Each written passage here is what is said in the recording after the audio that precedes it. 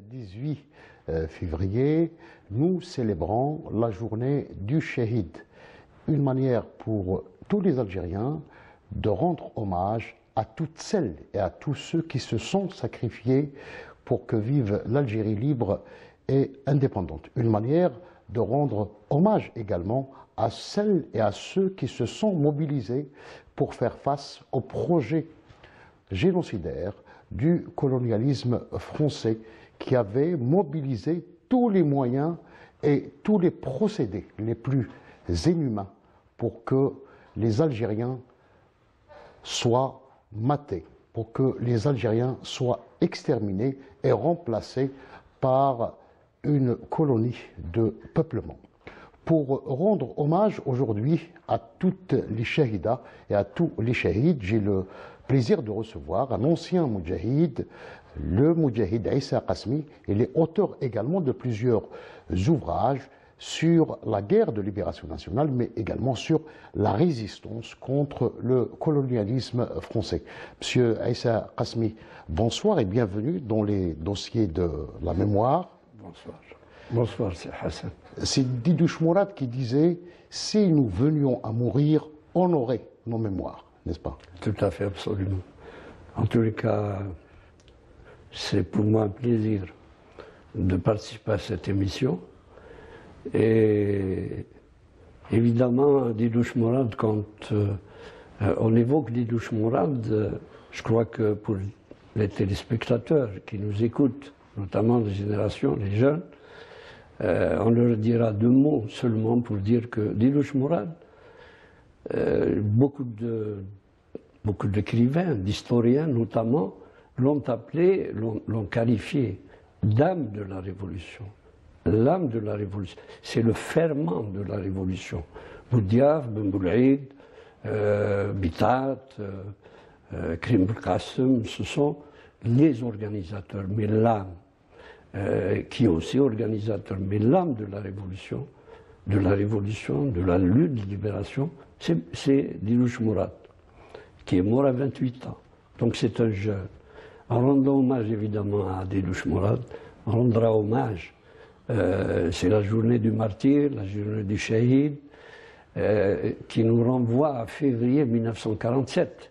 En définitive, c'est la création de l'organisation spéciale. De l'OS, l'organisation spéciale, l'organisation secrète aussi. Donc ça nous renvoie loin, mais loin pour certains. Pour nous, en tous les cas, les acteurs de la Révolution, 1947, c'était hier. C'était, en tous les cas, le début. C'est en 1947 que la mèche de la Révolution, la bougie a été allumée en 1947. Voilà, donc hommage à Didouche Mourad et hommage à tous les martyrs, aux millions de martyrs.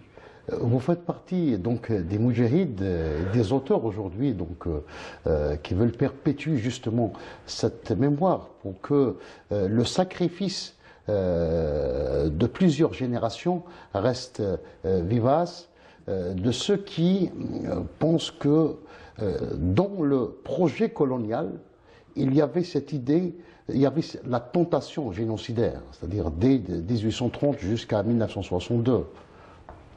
Évidemment, c'est vrai que, en ce qui me concerne à moi, lorsque je parle de mémoire, c'est évidemment l'histoire.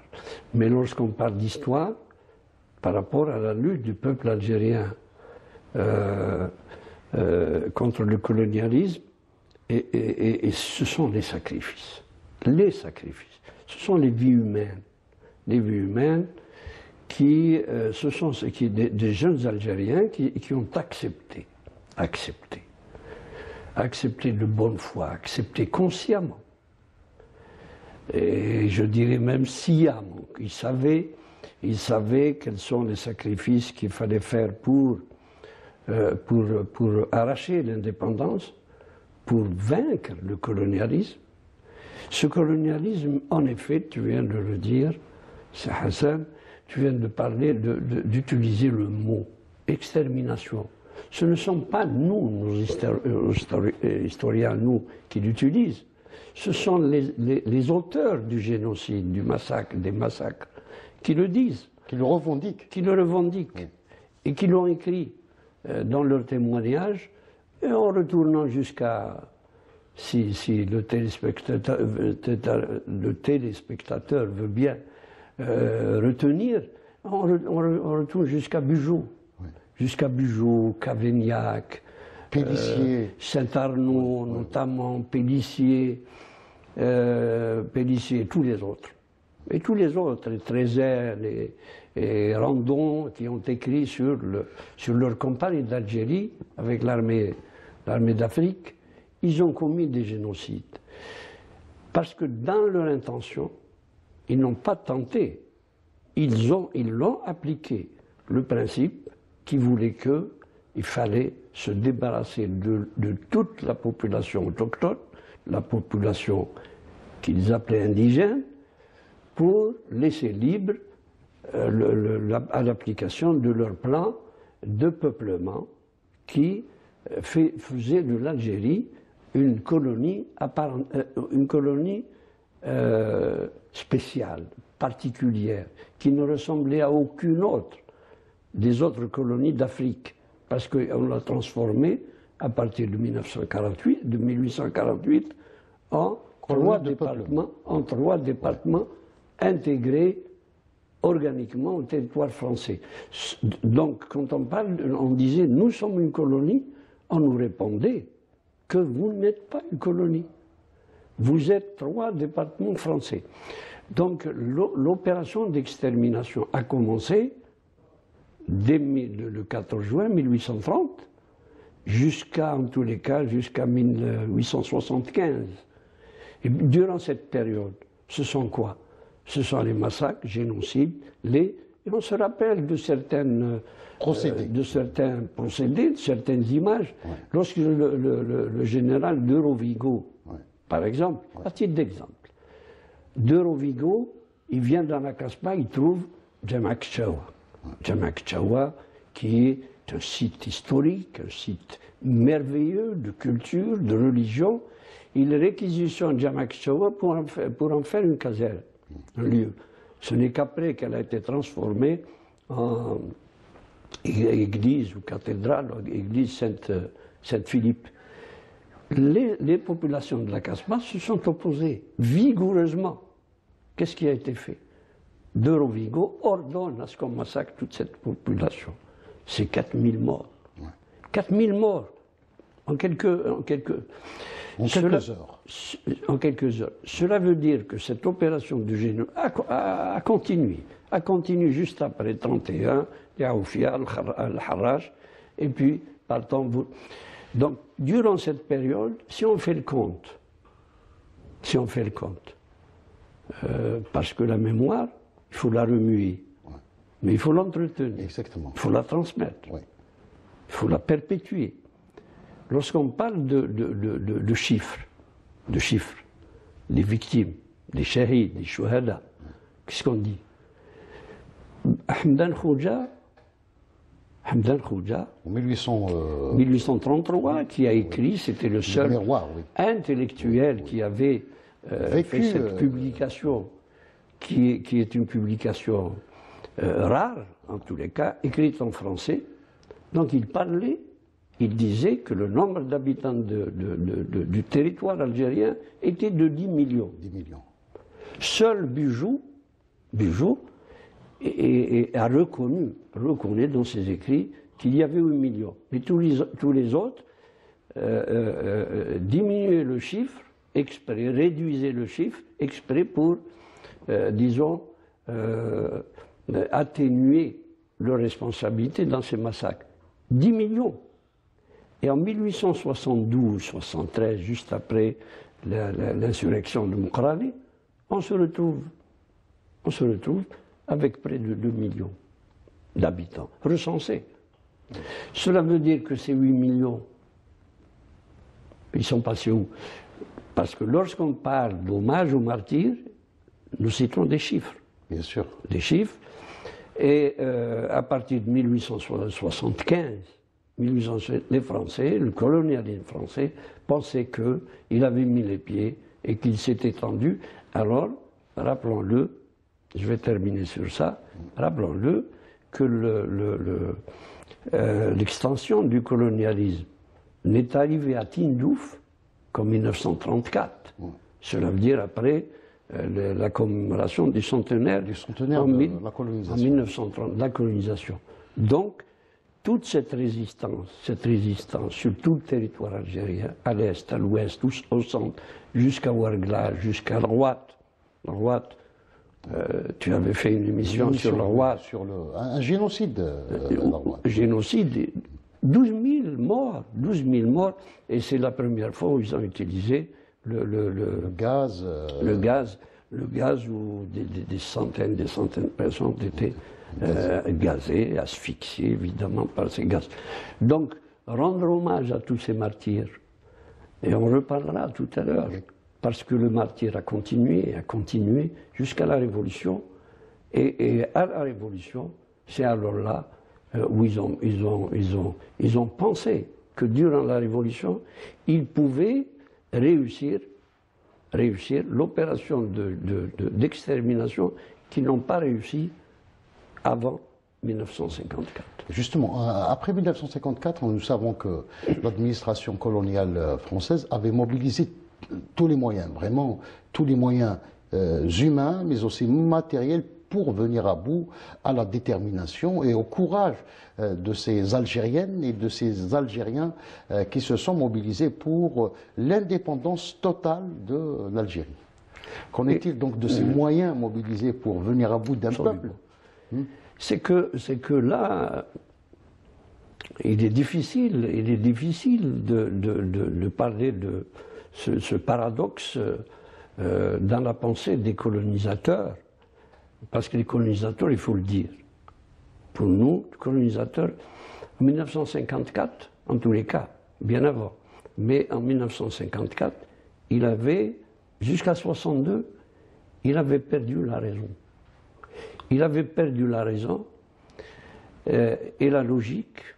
Évidemment, la justice, la liberté, tout cela, c'était pas son credo, c'était pas son souci. Donc, 1954, par rapport à la France, par rapport à Mitterrand, à Mendès France, ils se sont débarrassés de l'autonomie, du protectorat. Ils passent donc à une sorte d'indépendance bien ficelée, et pour rassembler toutes leurs forces pour mater la rébellion en Algérie. En se disant, les moyens d'information, les médias français, les colons surtout, le peuple algérien est avec nous. Ah, le peuple algérien est avec nous, on va essayer quelques réformes et nous allons contenter tout le monde, et la rébellion, c'est quelques groupes, une poignée d'hommes, comment il s'appelle, Alain de Sérigné dans l'école d'Alger. Une poignée d'hommes, cela veut dire quelques policiers. Mais à partir de 1954, ils étaient affolés. Quand en Kabylie, dans les Aurès, les premiers maquisards, les moudjahidines, les héros de l'ALN ont commencé la bataille. Ils étaient affolés. Comment faire? Donc ils ont commencé à mobiliser tout le monde à partir de 1955, au printemps 1955, ils font appel aux rappelés. Et ensuite, c'est devenu, à 1956, on avait 400 000 soldats français déjà. Un chiffre qui va atteindre le million. Donc qui va atteindre 1,5 million pratiquement. Presque 1,5 million en comptant les supplétifs, les forces auxiliaires, supplétifs et tout cela. Oui. Donc ils étaient enragés, d'abord parce qu'ils étaient surpris, mais le paradoxe, je voulais souligner, mais qui est connu des historiens, le paradoxe que toutes les déclarations des hommes politiques français, des militaires, disaient que d'abord ils traitaient les moudjahidines de rebelles, dans la loi, et il les traitait avec haine avec racisme. Il les traitait de Gaulle utilisait la fameuse expression les malheureux analphabètes. Oui, oui. Les malheureux analphabètes. Les misérables analphabètes. Oui. C'est comme ça qu'il les traitait. Mais d'un autre côté, ce paradoxe, on mobilisait 400 000 soldats. Oui. 400 000 soldats, ce sont des hommes. Oui. Mais toute cette armada d'armement qui a été mobilisée. Des chars, l'aviation, les hélicoptères, absolument, les chars blindés, tout cela, l'artillerie, l'aviation, oui. Les généraux qui revenaient du Vietnam, oui. Les généraux, c'est plus d'une centaine de généraux qui sont passés, généraux, colonels, qui sont sortis des hautes écoles, oui. Et en face d'eux, ils avaient 6 responsables, 6 jeunes. N'oublions pas, Dédouche Mourad avait 27 ans. Oui.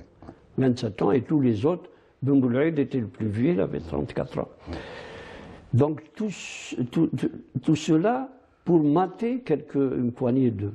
Mais ils savaient, dans le fond, que l'Algérie était déjà perdue. Parce que ils savaient aussi que les nationalistes sont convaincus que, dorénavant, le colonialisme n'écoutait pas, n'entendait pas, ne savait pas entendre la voix de la liberté. Ouais. Parce que de 1920 jusqu'à 1954, les hommes politiques algériens, de l'Imerkhal, d'Abben Bedis et à tous les autres, à Messali, oui. Évidemment, ont clamé leur désir de liberté, mais le colonialisme n'a pas voulu répondre. Parce qu'il avait répondu aux appels de l'émir Khaled, de ces hommes politiques, qui étaient de bonne foi. S'ils avaient répondu à leurs appels, on ne serait pas arrivé à 1,5 million de morts, de sacrifiés. Chez nous, évidemment, ce sont des martyrs, des combattants, mais aussi de leur côté. Ils n'auraient pas perdu 30-40 000 soldats français en Algérie, on aurait gagné. Mais le colonialisme avait lâché l'ensemble, à la faveur de la révolution algérienne, il faut le souligner aussi. L'ensemble de ces colonies. L'ensemble de ces colonies pour garder. Pour se concentrer sur. Se concentrer sur l'Algérie. C'est ce qu'ils appellent la prunelle de leurs yeux, c'est l'Algérie. À cause des colons. À cause des colons, exactement. À cause du lobby des colons. Des colons. Alors, pour lutter contre cette détermination des Algériens, il va y avoir des procédés inhumains qui seront utilisés et des procédés pour frapper les esprits. Donc, vous avez travaillé beaucoup sur la torture, vous avez également été dans les maquis, vous avez vu comment on humilie même les cadavres des Chouhada, aucun respect pour ces martyrs qu'on exposait comme sur les places publiques, souvent pour frapper les esprits. On reste d'abord donc un exemple sur ces moudjahidines qu'on exhibait comme un trophée de guerre. D'ailleurs, Dédouche Mourad fait partie. Le 18 janvier 1955, lorsqu'il a été tué au champ d'honneur et tombe au champ d'honneur, les armes à la main, oui. Il a été avec ses compagnons exposé donc sur la place publique. Oui. Tout à fait. Et je crois que les images qui montrent la sauvagerie, qui montrent les atrocités commises par les forces de l'armée française, par la police française, par tous les supplétifs de tous bords. On dit supplétifs, ouais. Ce sont une dizaine de catégories, de valets, surtout de personnes qui ont vendu leur âme au diable, qui se sont retournés en quelque sorte contre leur peuple. Tous ces supplétifs et l'armée française, la police, si on revisite ces images, on se remémore ces images, moi la seule conclusion que je tire est que depuis le 14 juin 1830, je reviens toujours à cette date maudite, parce que c'est de cette date que sont nés tous les autres problèmes qu'a vécu le peuple algérien dans sa confrontation implacable, ininterrompue avec le colonialisme français.